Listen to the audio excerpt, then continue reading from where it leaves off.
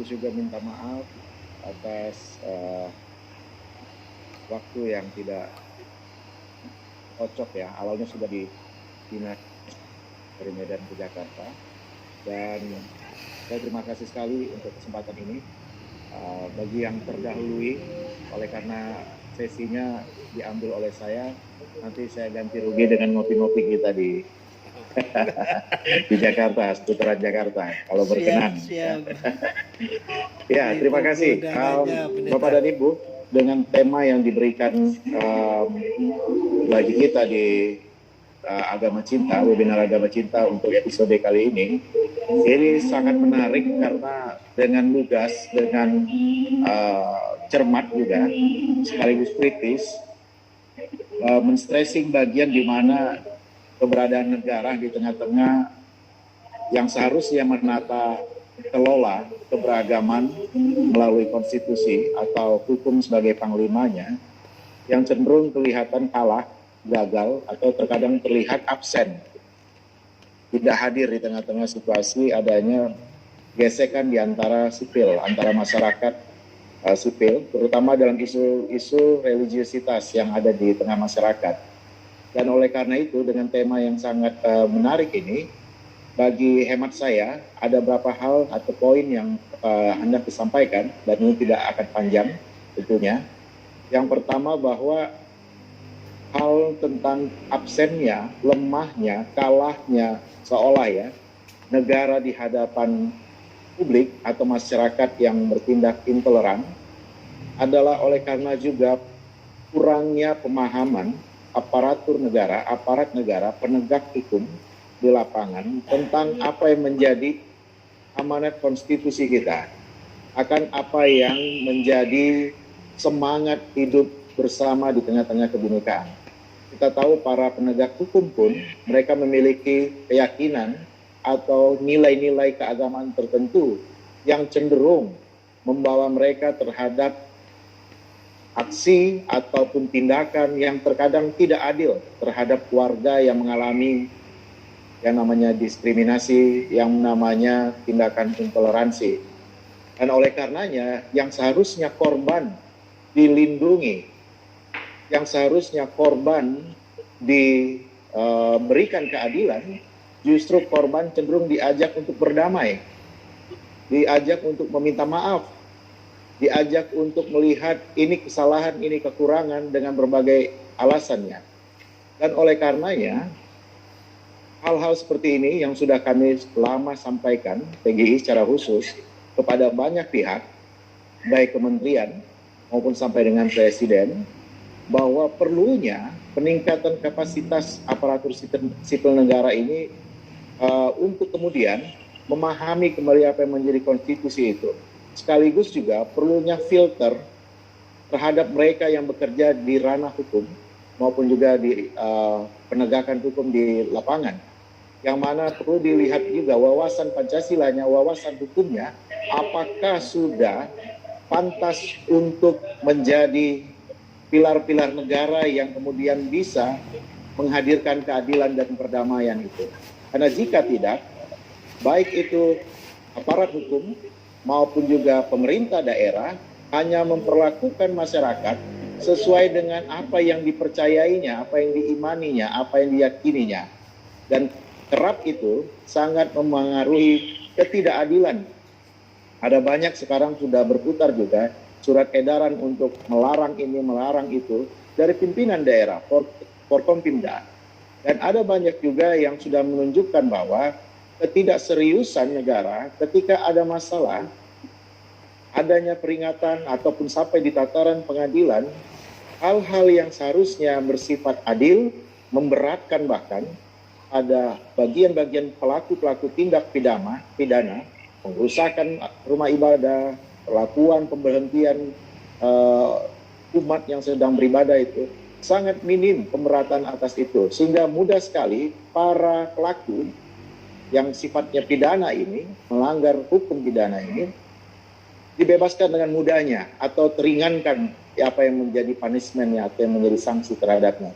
Dan ini tentu tidak mengedukasi dan tentu akan mempermudah bibit-bibit kebencian, bibit-bibit intoleransi untuk berkembang di kemudian hari. Peningkatan kapasitas, perlunya seleksi yang baik pada aparatur negara dan juga pemerintah daerah, yang mana pemerintah sekarang ini sudah mencoba untuk melakukannya dengan proses-proses yang tentu tidak mudah, seperti membalikkan telapak tangan, melalui program seperti moderasi beragama, melalui tugas-tugas lainnya, itu sudah dilakukan dan itu memang perlu kita kawal bersama-sama agar tidak hanya menjadi slogan dan menghabiskan anggaran negara saja. Yang kedua, poin saya adalah bahwa ketika ada persoalan-persoalan yang ada di lapangan ini, ternyata setelah sekian waktu hanya berangsur sekitar beberapa minggu pasca apa yang disampaikan pimpinan tertinggi di negara ini, presiden kita, untuk kepala daerah atau pemerintah daerah, dan itu terkait tentu dengan aparatur penegak hukum yang ada di lapangan, tidak kalah terhadap tindakan-tindakan intoleran yang melanggar konstitusi. Pak Presiden berulang kali hati-hati ditekankan di dalam pidatonya atau imbauannya atau instruksinya, ini mau menunjukkan kepada pemerintah, warga negara kita juga bahwa Presiden memiliki keseriusan untuk hak kebebasan beragama atau berkeyakinan sebagaimana dimandatkan dalam pasal 28, 29 Undang-Undang Dasar 1945. Namun ternyata pasca itu beberapa minggu kemudian terjadi pelarangan di rumah ibadah ini, di rumah ibadah itu, pelarangan komunitas ini, komunitas itu, yang seolah-olah bagi sebagian teman inilah bentuk pembangkangan terhadap apa yang disampaikan oleh pemerintah kita atau presiden kita. Dan pembangkangan ini atau bentuk perlawanan ini akan semakin bertambah eskalasinya dalam bentuk bagian-bagian yang mendiskriminasi, bagian-bagian yang memprovokasi untuk tindakan intoleran menjelang pesta demokrasi yang akan berlangsung di 2024. Banyak lembaga yang sudah melakukan riset atas itu memproyeksikan akan bertambah-tambah hal seperti itu. Hal ini menuntut kita juga sebagai warga sipil tentunya untuk memberikan dukungan yang serius kepada pemerintah kita, terutama presiden, untuk bertindak tegas, termasuk untuk memperlakukan secara tegas jika apabila mana ada masih pemerintah daerah maupun juga aparatur negara yang melanggar dan tidak mengikuti apa yang menjadi himbauan presiden atau instruksi dari presiden itu. Dan bahkan jika diperkenankan juga, kita bersama-sama juga mendukung. Kalau instruksi pada saat itu baru secara lisan, perlulah ada impres yang menekankan tindakan tegas terhadap pelaku-pelaku tindakan intoleransi, terorisme, radikalisme, dan lain sebagainya, agar semua kemudian baik lembaga maupun kementerian yang ada di bawah presiden bisa berlaku, mengikuti, artinya terinstruksi, harus melakukan, mau suka atau tidak suka melakukan tindakan untuk mengamankan warga-warganya dari perilaku-perilaku yang melanggar kebebasan hak asasi manusianya, terutama dalam beragama atau berkeyakinan. Dan oleh karena itu kita perlu mendukung kalau ternyata terkesan ada pihak-pihak mau melemahkan citra presiden kita, mau melemahkan figur kepala negara kita, dari ini harus kita tidak bisa tinggal diam, kita harus menyampaikan sesuatu. Tentu dengan kapasitas masing-masing, baik secara lembaga nasional dengan diplomasinya, dengan negosiasinya, maupun gerakan-gerakan sipil yang terus lantang untuk menyampaikan apa yang menjadi perhatiannya, concernnya terhadap keberadaan pimpinan negara kita, kewibawaannya, agar kemudian ada perubahan-perubahan signifikan terhadap itu. Jadi dukungan terhadap presiden, tapi juga sekaligus untuk mendorong terjadinya impres untuk penguatan, pemantapan apa yang menjadi tindakan dari lembaga dan kementerian maupun juga polisi, TNI, Polri terhadap tindakan-tindakan yang mau merobek tenunan kebangsaan kita dalam keberagaman yang ada ini. Poin ketiga adalah bagaimana ketika terjadinya perusakan, pelarangan dan seterusnya, sebagaimana yang dilakukan juga oleh PGI, tentu dengan kapasitas sebagai lembaga secara nasional, kami melakukan tindakan advokatif melalui aparat yang ada, pemerintah yang ada, yang tentu tidak dalam bentuk yang dilakukan lembaga-lembaga hukum lainnya, namun mengupayakan secara peran politik moral yang kami lakukan untuk berbagai pihak yang mungkin terlibat dan juga yang terkait dengan korban tentunya, warga gereja, baik yang anggota PGI maupun juga non-PGI, non-anggota PGI, dengan jejaring-jejaring yang ada di lapangan, kami terus menegaskan bahwa untuk terhadap persoalan-persoalan demikian, selama kita taat pada konstitusi, taat pada hukum, tidak ada pelanggaran hukum, kita harus maju terus. Tidak ada yang namanya sifatnya mental minoritas gitu ya. Karena kita warga bangsa setara di mata hukum ya. Selama kita tidak melanggar yang namanya hukum, berjalan dalam koridor hukum dan bertindak sesuai dengan hukum, maka kita harus terus mengekspresikan, memberanikan diri bekerja sama untuk menyatakan bahwa kita berhak untuk menyembah Tuhan yang kita imani, berhak untuk menyelenggarakan peribadahan, dan juga kita punya kewajiban untuk memastikan warga-warga lainnya, warga negara yang beragama lain pun, untuk juga kita dukung agar tidak terjadi diskriminasi maupun tindakan intoleran terhadapnya.